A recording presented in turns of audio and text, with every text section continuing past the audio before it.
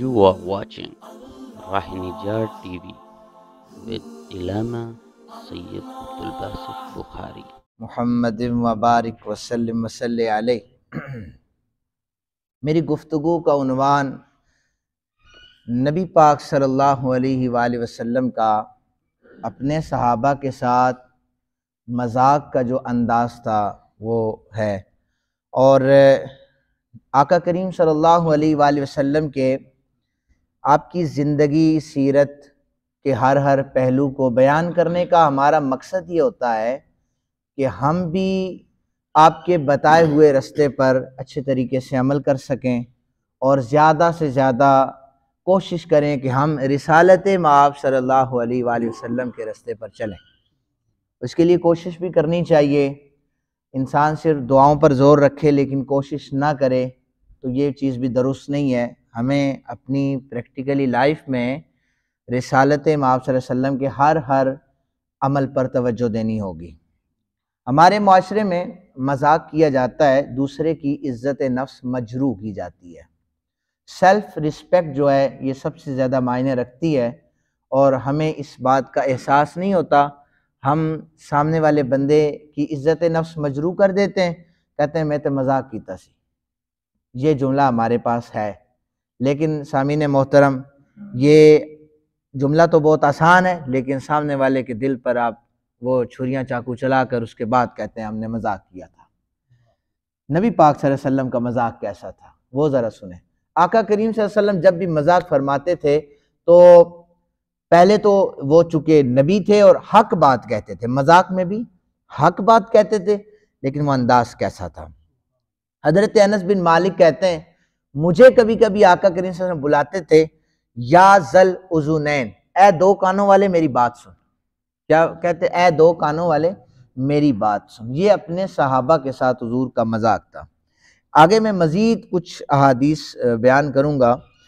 اچھا، اسی طرح حضرت انس کہتے ہیں جب بھی میرے گھر آتے کملی والے آقا تو میرے چھوٹے بھائی کو کہتے ہیں ابا عمیر تیرا کیا حال ہے۔ عمیر بلبل کو کہتے ہیں، چڑیا کو کہتے ہیں، بلبل کے باپ یا بلبل والے تیرا کیا حال ہے۔ تو چونکہ وہ کہتے ہیں میرے چھوٹا بھائی جو تھا نا وہ پرندے سے کھیلا کرتا تھا، تو اس کا پرندہ ایک دن مر گیا، تو جب بھی رسالت مآب صلی اللہ علیہ وسلم ملتے کہتے ابا عمیر تیرا کیا حال ہے، تو اس طرح حال پوچھتے تھے۔ ایک غیر معروف روایت ہے صحیح سند کے ساتھ، مجھے غیر معروف سے مطلب مراد یہ ہے کہ زیادہ اتنی بیان نہیں کی جاتی۔ ظاہر حدیث کا ذخیرہ بہت بڑا ہے، ڈھونڈنے سے ملتی ہیں، کتابیں تلاش کرنے سے کھنگالنے سے ملتی ہیں۔ جبیر بن طوام ایک صحابی کا نام ہے، تو وہ کہتے ہیں میں نے اسلام قبول نہیں کیا تھا، لیکن اسلام کی محبت میرے دل میں بہت زیادہ تھی، ادب کرتا تھا میں۔ کہتے ہیں کہ ابھی اسلام قبول نہیں کیا تھا تو عورتیں دائرہ بنا کر مختلف مقامات پر رسی بنا کرتی تھی، یا کوئی بھی چیز جب بازار میں تیار ہوتی عورتوں کا ایک جمگٹھا ہوتا تو وہ یہ کرتی، تو مجھے عورتوں کی گفتگو سننے کا بڑا شوق ہوتا تھا، تو میں نے اپنے سر پہ چادر رکھی اور اس جرمٹ میں نا وہ جو دائرہ تھا میں اس دائرے میں جا کر بیٹھ گیا کہ سنوں تو صحیح ہے کیا گفتگو کر رہی ہیں۔ نبی پاک صلی اللہ علیہ وآلہ وسلم کی محبت بھی دل میں تھی، ادب بھی تھا اسلام کا۔ آقا کریم صلی اللہ علیہ وسلم اللہ تعالیٰ انہیں غیب سے خبر دے دیتا تھا، آقا کریم صلی اللہ علیہ وسلم نے نہ جا کر ان عورتوں کے جرمٹ میں، جبیر کہتے ہیں میرے کندھے پہ ہاتھ رکھا، ہاتھ رکھنے کے بعد کہنے لگے تو عورتوں میں کیا کر رہا ہے، اٹھ۔ تو میں تھوڑا سا پزل ہو گیا، تو میں نے عرض کی آقا میرا اونٹ گم ہو گیا ہے، اس کی رسی بٹ رہا ہوں، رسی بنا رہا ہوں، جیسے ہی تیار ہوتی ہے تو پھر یہاں سے اٹھ جاؤں گا، اس لیے بیٹھا ہوں۔ حضور چلے گئے، تھوڑی دیر گزری تو جبیر کہنے لگے کہ میں نے سوچا کہ رسالت مآب صلی اللہ علیہ وسلم اب چلے گا، واپس کوئی نہیں آنا، یہاں سے رستہ بہت سارے رستے ہیں، تو پھر میں دوبارہ وہیں پر بیٹھ گیا۔ کہتے ہیں کافی دیر گزر چکی تھی نا تو میں وہیں پر بیٹھا تھا، حضور پھر آئے، میرے کندھے پہ ہاتھ رکھا، فرمایا جبیر تیرے اونٹ کی رسی اب بھی تیار نہیں ہوئی، ابھی بھی رسی بنا رہا ہے۔ کہتے ہیں میں شرمندہ ہو گیا۔ خیر وہ معاملہ ختم ہوا، 3 سال کا عرصہ گزرا، اللہ تعالیٰ نے دل میں ایمان کے نور کی وہ چنگاری بیدار کی، خیال آیا مدینہ پاک میں جاتا ہوں تو پاک نبی صلی اللہ علیہ وآلہ وسلم کے ہاتھ پر اسلام قبول کر لیتا ہوں۔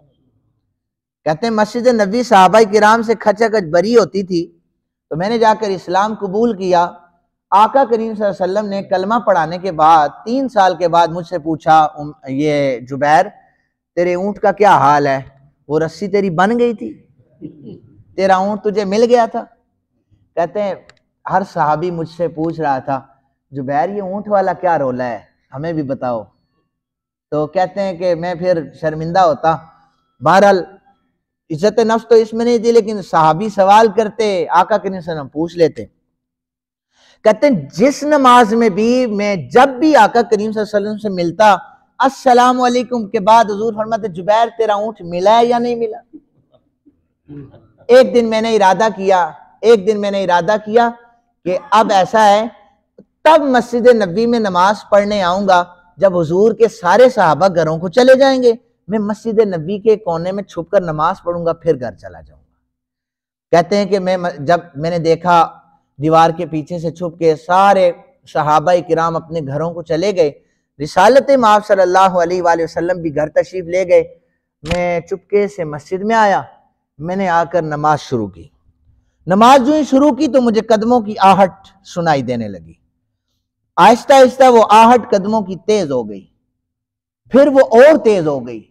کہتے ظاہر بندہ جب سامنے دے رہا ہوں، کہتے میں یہ محسوس کر رہا تھا کہ مسجد نبوی پھر بھر چکی ہے۔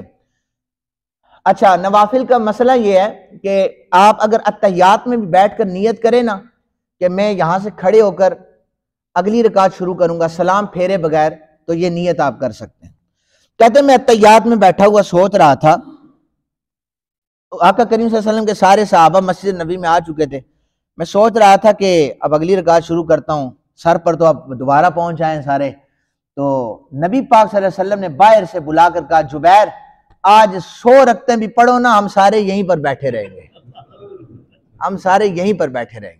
کہتے پھر میں نے سلام پھیرا، سلام پھیرنے کے بعد سب سے پہلا جملہ حضور کا یہ تھا تیرے اونٹ کا کیا ہوا، ملا ہے یا نہیں ملا؟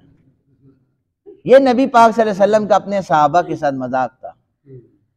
تو اب دوسری روایت سنیں، ایک اور صحابی ہیں، یہ دیہاتی صحابی تھے نبی پاک صلی اللہ علیہ وسلم، ظاہر ان کا نام تھا، اور یہ ظاہر نا اکثر کہتے تھے بازاروں میں جا کر نا کہ وہ جو نبی نبوت کا دعویٰ کر کے بیٹھے نا وہ میرے بہت اچھے دوست ہیں، سب کو بتایا کرتے تھے، یہ ان کی خوشی تھی، یہ ان کی محبت کا عالم تھا۔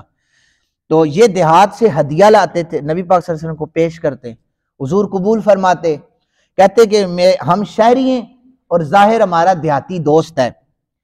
بازار میں حضرت ظاہر آواز لگا کر اپنی چیزوں کو بیچ رہے تھے کہ نبی پاک صلی اللہ علیہ وسلم نے حضرت ظاہر کی آنکھوں پر جا کر پیچھے سے ہاتھ رکھ لیا۔